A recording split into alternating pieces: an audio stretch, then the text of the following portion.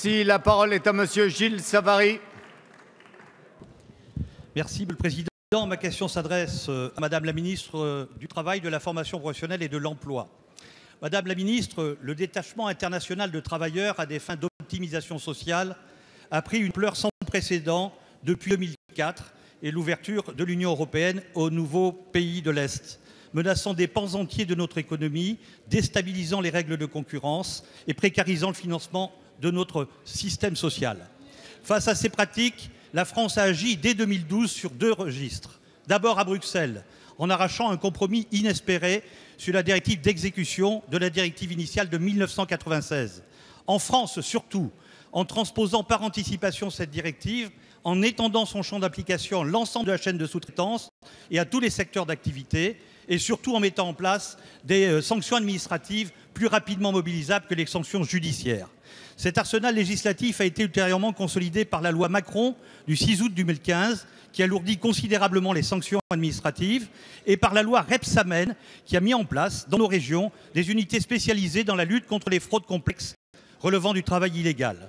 Le titre 6 du projet de loi que vous portez, Madame la Ministre, propose, entre autres dispositions, l'instauration d'une contribution pécuniaire des entreprises étrangères qui détachent en France afin de financer un système de déclaration en ligne des travailleurs détachés permettant leur traçabilité et celle des chantiers. Par ailleurs, notre commission des affaires sociales a adopté un amendement visant à aligner les conditions d'emploi de travailleurs détachés étrangers intérimaires sur les intérimaires nationaux. Vous le savez, je considère personnellement que le travailleur détaché doit avoir un rapport direct avec un travail régulièrement exercé dans son pays d'origine pour le compte de l'activité et du métier de l'entreprise qui le détache. À cet égard, il faut combattre le travail intérimaire étranger. Le recours à l'article 49.3 qui m'amène à vous demander de nous informer des mesures complémentaires retenues par le texte que le gouvernement a finalement retenu pour la loi travail. La parole est à Madame Myriam El Khomri, ministre du Travail, de l'Emploi, de la Formation professionnelle et du Dialogue social. Merci, Monsieur le Président, Mesdames et Messieurs les députés, Monsieur le député Gilles Savary. Tout d'abord, je voudrais vous féliciter de l'action que vous menez sur la question de la lutte contre le travail détaché, la fraude au détachement, parce qu'en effet, nous avons dans notre pays aujourd'hui une des législations les plus strictes. Est-ce suffisant? Non, vous l'avez dit.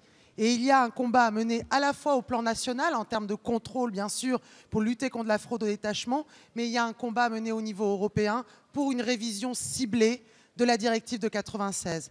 Et je l'ai dit quelque part, et c'est à la fois pour mieux lutter contre la concurrence déloyale, c'est aussi bien évidemment parce que c'est quelque part une forte d'érosion de notre modèle social, mais au-delà de ça, c'est aussi la dignité des travailleurs dans l'espace européen qui est en cause. C'est pour cela que le projet de loi, en effet, renforce notre arsenal législatif en matière de lutte contre le travail détaché.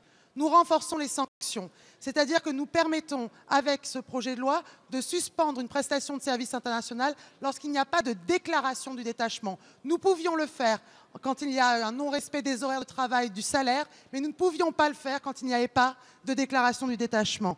Nous améliorons également l'efficacité des services de contrôle avec, et ça me permet de continuer ma réponse à monsieur le député Yannick Moreau, avec la possibilité d'avoir un interprète au moment de ces contrôles. Nous renforçons la responsabilité du maître d'ouvrage et du donneur d'ordre, déjà considérablement étoffée avec la loi que vous avez portée, monsieur le député, et également avec la loi Macron. Nous renforçons également notre arsenal pour lutter contre les fraudes dans l'intérim. Je partage tout à fait votre avis et nous savons que dans le cadre de la révision ciblée de la directive de 96, nous devons aller bien au-delà.